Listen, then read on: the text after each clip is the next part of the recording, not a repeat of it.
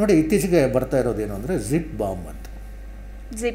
Zip ಅಂತ zip file ಎಲ್ಲರಿಗೂ ಗೊತ್ತಿರುತ್ತೆ. ಅಂದರೆ ನಾವೇನಾದ್ರು ಒಂದು ಸುಮಾರು ಫೈಲ್ಗಳನ್ನು ವಿಡಿಯೋಗಳನ್ನ ಯಾರಿಗಾರು ಕಳಿಸ್ಬೇಕಾದ್ರೆ ಅದು ತುಂಬ ಸೈಜ್ ದೊಡ್ಡದಿದೆ, ನಾವು ಅದನ್ನು ಕಂಪ್ರೆಸ್ ಮಾಡೋಣ, ಯಾವ್ದಾದ್ರು ಒಂದು ಜಿಪ್ ಮಾಡ್ತೀವಿ. ಅದನ್ನು ಜಿಪ್ ಅಂದರೆ ಕಂಪ್ರೆಷನ್ ಅಂತ. ಸೊ ಇನ್ನೊಬ್ರು ಅದನ್ನ ತೊಗೊಂಡ ನಂತರ ಅನ್ಜಿಪ್ ಮಾಡ್ತಾರೆ. ಅನ್ಜಿಪ್ ಮಾಡಿದಾಗ ಅದು ಡಿಕಂಪ್ರೆಸ್ ಆಗುತ್ತೆ. ಸೊ ಇಲ್ಲೇನು ಮಾಡ್ತಿದ್ದಾರೆ ಅಂತಂದರೆ ಅದು ಎಲ್ಲರೂ ಸಾಧಾರಣವಾಗಿ ಗೊತ್ತಿರೋದು. ಜಿಪ್ ಅಂತಲೇ ಯಾವುದೋ ಒಂದು ಸಾಫ್ಟ್ವೇರ್ ಯೂಸ್ ಮಾಡ್ಬೋದು. ಕೆಲವರು ಫ್ರೀ ಯೂಸ್ ಮಾಡ್ತಾರೆ, ಕೆಲವರು ಅದನ್ನು ಪೇಡ್ ವರ್ಷನ್ ಯೂಸ್ ಮಾಡ್ತಾರೆ. ಸಾಮಾನ್ಯವಾಗಿ ಜನ ಬಳಸ್ತಾರೆ ಅಂತ ಗೊತ್ತು.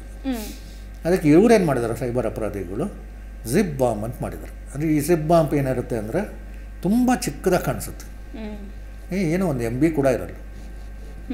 ಸೊ ಹೀಗಾಗಿ ನಿಮ್ಮ ಫೋನಲ್ಲಾಗಲಿ ಅಥವಾ ನಿಮ್ಮ ಕಂಪ್ಯೂಟರ್ಗಾಗಲಿ ಎಷ್ಟೇ ಪೂವರ್ ಇಂಟರ್ನೆಟ್ ಕನೆಕ್ಷನ್ ಇದ್ದರೂ ಕೂಡ ಹೇಗೋ ಬಂದು ತಲುಪಿಬಿಡುತ್ತೆ. ಸೊ ನಾವು ಹಿಂದೆ ಎಲ್ಲ ಸುಮಾರು ಸಲ ಹೇಳಿದ್ದೀವಿ, ಅನಧಿಕೃತವಾದ ವೆಬ್ಸೈಟಿಗೆ ಹೋಗಬೇಡಿ.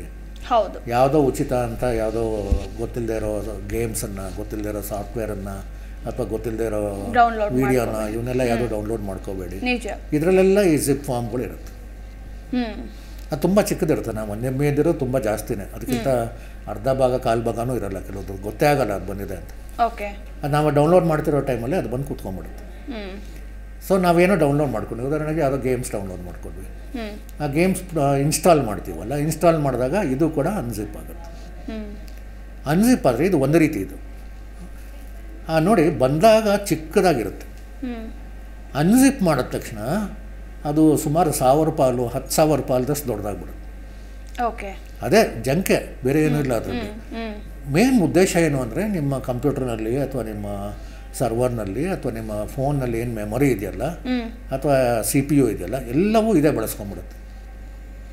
ಬೇರೆ ಏನೋ ಕೆಲಸ ಮಾಡಲಿಕ್ಕೆ ಏನೂ ಇರೋದೇ ಇಲ್ಲ. ತಕ್ಷಣ ನೀವು ಒಂದು ಮೆಸೇಜ್ ಬರುತ್ತೆ, ಔಟ್ ಆಫ್ ಮೆಮೊರಿ ಏನು ಬರುತ್ತೆ, ಅಥವಾ ಸಡನ್ ಸರ್ಜ್ ಅಂತ ಕ್ರಿಯೇಟ್ ಆದಾಗ ಆ ಉಪಕರಣ ಕೆಲಸ ಮಾಡೋದೇ ನಿಲ್ಲಿಸ್ಬೋದು, ಕ್ರ್ಯಾಶ್ ಆಗ್ಬೋದು. ಆಮೇಲೆ ಡಾಟಾ ಏನು ನಿಮ್ಮ ಹಾರ್ಡ್ ಡಿಸ್ಕಲ್ಲಿ ಸೇವ್ ಮಾಡಿರ್ತೀವಿ ಅದೆಲ್ಲ ಹಾಳಾಗ್ಬೋದು, ಹಾರ್ಡ್ ಡಿಸ್ಕೇ ಕ್ರ್ಯಾಶ್ ಆಗ್ಬೋದು, ಏನು ಬೇಕಾದ್ರೂ ಮಾಡ್ತಾರೆ. ಸೊ ಜಿಪ್ ಬಾಂಬ್ ಅನ್ನೋದು ಈಗ ಇತ್ತೀಚೆಗೆ ತುಂಬ ಹೆಚ್ಚಾಗಿ ಸೈಬರ್ ಅಪರಾಧಿಗಳು ಬಳಸ್ತಾ ಇದ್ದಾರೆ. ಆದ್ದರಿಂದ ಯಾವುದೇ ಇಮೇಲ್ ಬರಲಿ ಅಥವಾ ಯಾವುದೇ ಒಂದು ಡೌನ್ಲೋಡ್ ಮಾಡ್ಕೋಬೇಕಾದಾಗ ದಯವಿಟ್ಟು ಅಧಿಕೃತವಾದ ಕಡೆಯಿಂದ ಬಂದಿದೆ ಅಥವಾ ನನ್ನ ಸುರಕ್ಷಿತವಾದ ಕಡೆಯಿಂದ ಬಂದಿದೆ ಅಂತ ಗೊತ್ತಿದೆ ಅಂದಾಗ ಮಾತ್ರ ಡೌನ್ಲೋಡ್ ಮಾಡ್ಕೊಳ್ಳಿ. ಇದು ವಿಶೇಷವಾಗಿ ಈ ವಾಟ್ಸಪ್ ಅಂತ ಥರದ ಸಾಮಾಜಿಕ ಜಾಲತಾಣಗಳನ್ನು ಯಾರು ಬಳಸ್ತಾ ಇದ್ದಾರೆ, ಫಾರ್ವರ್ಡ್ ಮಾಡೋದು ತುಂಬ ಸುಲಭ ಆಯಿತು. ಏನೋ ಬಂತು ಅಂದ ತಕ್ಷಣ ಸರಿ ಫಾರ್ವರ್ಡ್ ಮಾಡು, ಇನ್ನೊಬ್ಬರಿಗೆ ಕಳಿಸು, ಏನೂ ಆಗಲ್ಲ. ದಾಖಲೆಗಳು ತಾನೇ ಜಿಪ್ ಮಾಡಿಬಿಟ್ರೆ ಆಯಿತು. ವಾಟ್ಸಪ್ಪಲ್ಲಿ ಏನು ತುಂಬ ಸುಲಭವಾಗಿ ಹೊಟ್ಟೋಗುತ್ತೆ, ಇಮೇಲ್ ಮಾಡಲಿಕ್ಕೆ ಕಷ್ಟಪಡಬೇಕು. ಇದೆಲ್ಲ ಏನೇನೋ ಸುಲಭದ ದಾರಿಗಳು ಹುಡ್ಕೊಂಡು ಹೋಗ್ತಾ ಇದ್ದಾರೆ.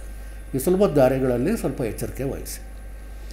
ಜಿಪ್ ಬಾಂಬಿಂದ ಒಂದು ದೊಡ್ಡ ದುರಂತ ಅಂದರೆ ಅದ್ರ ಉದ್ದೇಶನೇ ಎಷ್ಟು ಬರೋದು ಗೊತ್ತಾಗಲ್ಲ. ಆಮೇಲೆ ಅದು ಎಕ್ಸ್ಪ್ಲೋಡ್ ಆಗುತ್ತಲ್ಲ, ಅನ್ಜಿಪ್ ಆಗುತ್ತಲ್ಲ, ಎಕ್ಸ್ಪ್ಲೋಷನ್. ಅದು ನೀವಂದ್ರಲ್ಲ ಬಾಂಬು ಸ್ಫೋಟ ಆಗುತ್ತೆ ಅಂತ, ಆ ರೀತಿಯಾಗಿ ನಿಮ್ಮ ಇಡೀ ರಿಸೋರ್ಸಸ್ಸನ್ನೆಲ್ಲ ಎಳೆದ್ಬಿಡುತ್ತೆ. ಮೆಮೊರಿ ಎಳ್ಕೊಳುತ್ತೆ, ಪವರ್ ಯೂಸ್ ಮಾಡ್ಕೊಳುತ್ತೆ, ಎಲ್ಲವನ್ನೂ ಯೂಸ್ ಮಾಡಿಕೊಂಡಾಗ ಒಂದು ನಿಮ್ಮಲ್ಲಿ ಕೆಲಸ ಮಾಡೋದು ನಿಂತು ಹೋಗುತ್ತೆ, ಎರಡನೇದು ಉಪಕರಣನೇ ಶಾಶ್ವತವಾಗಿ ಹಾಳಾಗುತ್ತೆ. ಸೊ ಈ ರೀತಿಯಾಗಿ ಸುಮಾರು ಜನ ತೊಂದರೆ ಅನುಭವಿಸ್ತಾ ಇದ್ದಾರೆ.